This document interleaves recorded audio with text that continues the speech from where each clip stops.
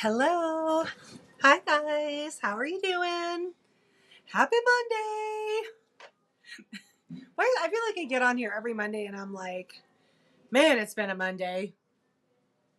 It's true. Can I have my laptop? I am Darlene. I am the founder of Featherweight Doctor. Thanks for tuning in tonight.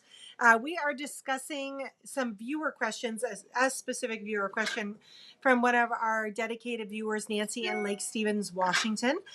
She asked about slipping motor belts. What I'm going to do is I'm going to say hi to a few friends, and then we're going to get going with the show. I hope everybody had a good weekend. I had a great weekend. It was faster than I wanted it to be, of course.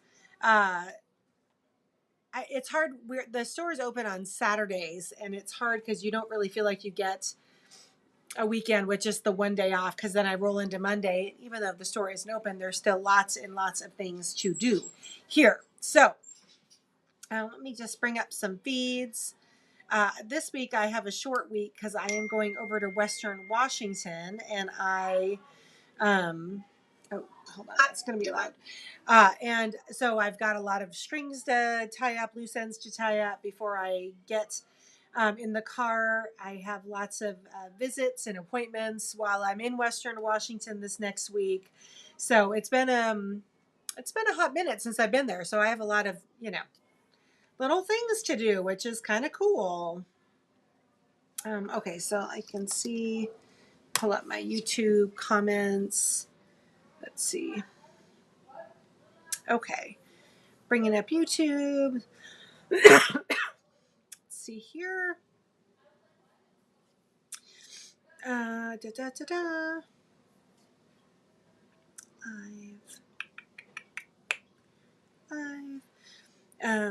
Did everybody have a good weekend? I know some of you were telling me over on Instagram that you were gardening. That's fun. Okay, YouTube's coming up. Let me say hi to some friends here on Facebook. Angel is on from Houston. Hi, Angel. Debbie's on from Kentucky. Oh, she says it's rainy and yucky here. That does not sound like fun at all. Lisa's down in the beautiful desert. Nancy's on from Lake Stevens. Becky is on from Kennydale, Texas. Linda's on from Tennessee. Kim's on from Manitoba. Pauline's on from Texas. Carla's on. Hi, Carla. I haven't seen you in a while. Hope you're doing well. Mel is here. She's back in Mississippi. She's kind of vacation hungover. Her and I have been chatting today. I've got a little update on block counts and kind of what the plan is. Let's see. Gwen's on. Mary's on. Hi, Bernice. Are you in southern Idaho yet, or are you still out on the East Coast? Let's see. Reagan is adjusting to being back. Kathy Zoka's on from Addie. Anna Joyner's on. Hi, sweetheart. Kathy's on from East Texas. Dawn's on. Uh-oh, she says rescue pup is ill, so he's super clingy, not very productive. I get that. I have a 4-month-old puppy. I get that. Della's on. Hi, Della. George is on from Maryland. Bernadette is on from Canada. And, Lisa's supposed to be 100 in the valley tomorrow in Phoenix. Thanks, Carla. I appreciate it. Sandy's on from New Hampshire. Okay, we have Kat's on from Virginia. Cindy Matthews is on. Missy's on from Redmond. Polly's on from UK. Pam's on from Maine. Kim's on from New York. And Sandra is on. Sandra Garcia is on. Hello, hello. Oh, you're still in Idaho for a few more weeks. That's cool. All right. Oh, and Beth's on. Hello from chilly, windy Minnesota. Will spring ever arrive? I don't know. You can send it my direction anytime you like, because we had snow on Easter Sunday, which is ridiculous in every sense of the word, ridiculous. And now actually today's in the 60s here. Let's see, 63. I might get to take a, Bernice is on from Ohio. Hi, Bernice. I might get to take a bike ride later, which will make me happy. I love riding my bike around town. It's just fun. You never know what you're going to see. Usually a moose. Not kidding. Oh, Della's birthday is today? Is it really? Mel, is today her birthday or was it this week? Oh, boo, boo, boo. Let's see. Oh, I think that's Mary. Says bittersweet day had an employee more or less black. Oh, it's giving her a full-time job. Yikes. And she won? because the big boss said, give it to her? Yikes. Kim in Manitoba said, wicked storm in the Interlake this past weekend, lots of power outages and flooding. We are okay. Good. I'm glad to hear. Good. I'm glad to hear. Oh, Della's birthday was yesterday. We missed it. Happy belated birthday, Della. That's awesome. Oh, and Karen, not a Karen, it's on from Ohio. Hi, sweet pea. Okay, so tonight I wanted to give you a quick update on our blocks. Boy, I put out a request and you guys answered the call. I don't even know why. I'm surprised, to be honest with you. You guys never cease to amaze me how generous you are with your talents.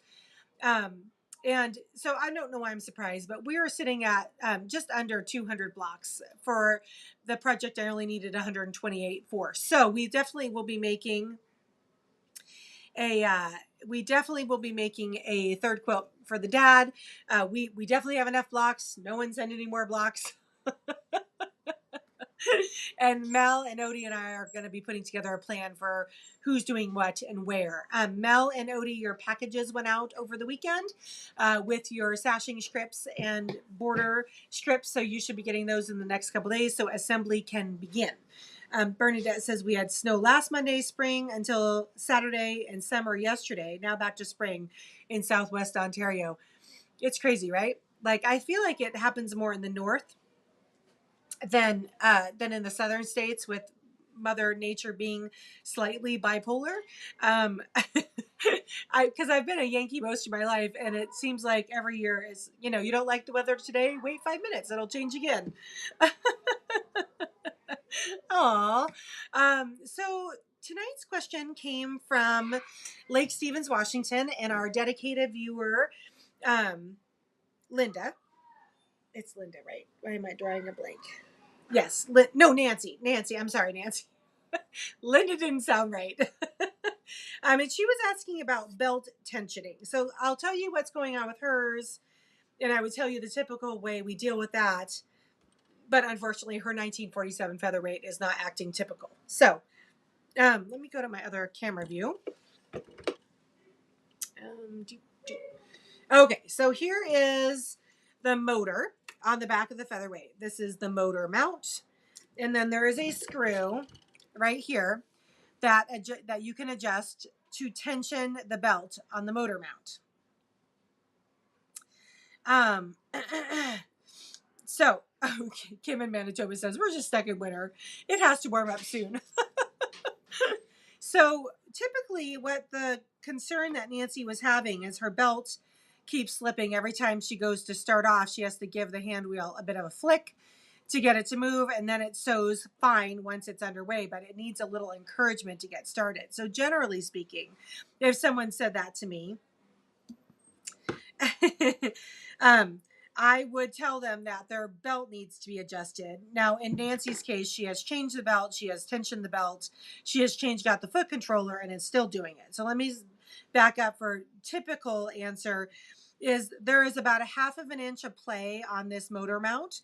The higher the screw on the motor mount, the less tension on the belt. The lower, the tighter it goes, because the motor literally moves up and down, up and down. So when you, typically speaking, when you go to start and you have to flick the hand wheel, it's because it's either too tight because it's under a bunch of load and it takes it a minute to kind of get turned over and start, or if it's slipping horribly, it means it's too loose because there isn't enough tension on this belt, and therefore it's spinning. The pulley is spinning in the belt. But being that Nancy has changed out the belt and has tensioned it properly, she was concerned about the motor. So, and she also changed out her foot controller to make sure that that was not the problem. So let me go back up here. So Nancy, I actually do believe that you might be having a dirty motor problem. I actually talked to my motor technician today, which is my wonderful father-in-law. Dad, if you're watching, hello. And he had a couple of suggestions. So cracking the motor, I have cracked motors before. It is not as easy as it sounds. In fact, I do not recommend the average person crack their motor. The tensions and the tolerances with getting it back together are very tight, and it kind of needs to be someone who knows what they're doing.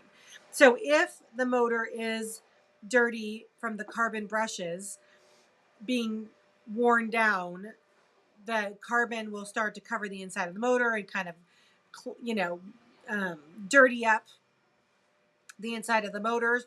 So usually when I send motors into Dad, it's about an hour. Hi, Jen Jen. Oh, Kathy Zoka, I can answer that in just 1 second. Everybody remind me, Kathy Zoka just asked about the needle going up and down when you're filling bobbins. Anyway, who said check out those cool nails? Oh, Carla, yes, it was nail day today. I have butterflies. Anyway, so the if it's not the carbon brushes, have you? I'm not actually sure, Nancy, if you told me whether you checked the carbon brushes or not. It could be that they are wearing down. It could be that they are so worn down that the carbon has dirtied up the whole inside of the motor. If the motor does need a deep clean, I send them to Arizona in Dad, and he cracks them. He has a jig all set up and is very seasoned at doing it, and it usually is about an hour of his time at 95 an hour for shop time. The other thing that Dad said it might be, and I've seen this on one other machine, is back in the day they used to put capacitors in the machines to help govern the power. So it's possible, if you haven't already looked in the bottom of your machine, Nancy, to take off the cover and look for like a little silver cylinder, which would be a capacitor that I've seen them put on some featherweights in order to help to govern the power. And that might be why it's a slow roll start. Personally, with dirty motors, does it seem like the motor is running fast, but the machine isn't? Well, yeah. Well, no, if it seemed like the machine, the pulley was spinning fast, but the machine, yeah, carbon brushes. So Nancy, I have extra sets here. They're not on the website. So if you want to see at least, so Nancy, look into my eyes. You want to see at least a 1/4 inch of the carbon brush. However you take them out, they need to go back in the same way. And again, I described this on, I think it was Wednesday last week, that there's a shaft running horizontally through the motor. The carbon brush will wear down and make kind of a concave base to it because it makes full contact with the motor shaft. Make sure that when you go to put it back in, it goes back in the same way that it comes out, because you don't want it doing this and then not making solid contact. So check the brushes. If that is not it, then I think it might be worth sending the motor into Dad in Arizona. So we'll see what you say when you look at the carbon brushes, and to check and see if there's an additional silvery cylinder or capacitor in the bottom of the machine that sometimes they added. Yes, great. Back in the day, to see if that is one of the reasons why. So there you go. Let's see. What's this say? Kathy in East Texas says the lavender nails remind me of a lady that came into the hair salon that I worked in many years ago. Hair and nails were lavender.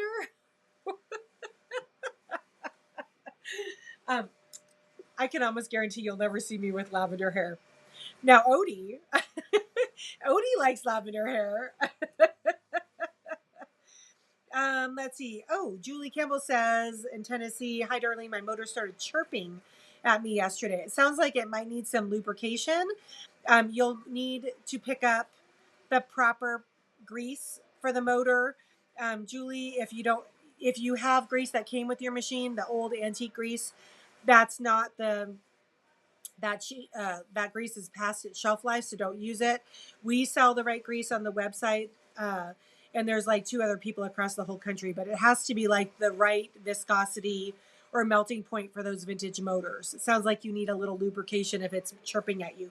Oh, Julie, look into my eyes. Never ever put oil in the motor. Never oil in the motor. Okay. Polly says, those evil capacitors, thank goodness we don't need them anymore, so we can enjoy throwing them in the bin. Exactly. Okay, so if your motor is running great, I think it just might be some dry. Julie says, the motor's running great. It's just chirping at her. I would add a little lubrication in the motor ports. Okay, Nancy, you'll have to email me to order the brushes, because you're not going to find them on the website. Let's see here. There was something in Dave's book explaining that and how to adjust it. Yes, Kathy. So thank you for reminding me. So Kathy Zoka was asking about, I dyed my hair a plum pucker this week. Cindy Matthews, look at you.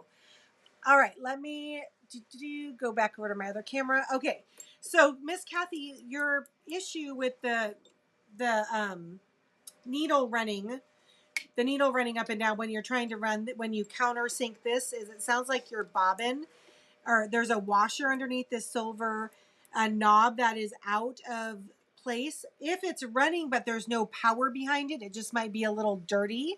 So I wouldn't assume that it's the washer out of place. It just might be a little grimy in there. It might need to be cleaned. So that could be why, if this is running, if this take up lever is running without force while you're trying to run a motor, it could be dirty. It could be that the washer is unseated. Okay, let's see here. What else we got? All right, I think that's it, folks. So I will see you all on Wednesday. It might just be like a quick update because I'm not sure where I'm going to be, what part of the country I'm going to be in, or what kind of cell site I'm going to. I need to be able to have lots of like Wi-Fi in order to run the show. But I want to thank you all for tuning in tonight. As always, you made me smile, which is always nice. I will be back on Wednesday, 4 o'clock Pacific, right here on Facebook and YouTube. And as of right now, the Sip and Sew is going to be canceled. I don't think I can carry it in the car with the cell sites. I might be able to do something from the car. I'm going to work on that. So stay tuned to our social media accounts in order to see what the plan is for Friday, since I think we're going to be driving back. Shirley Smith, we don't have any pictures of the finished quilts yet, just lots of blocks. And the quilts will start being constructed as soon as the packages I sent out over the weekend to Mel and Odie will be when they start getting constructed after the boxes get there, because I had the rest of the fabric. So hi Margaret, she says Southwest Idaho is cold and windy, missing Arizona. Girl, it's supposed to be like 100 in Arizona. It'll warm up here anytime. You've now brought the sun back with you, Margaret. All right, friends, thanks for tuning in. I'll see you on Wednesday.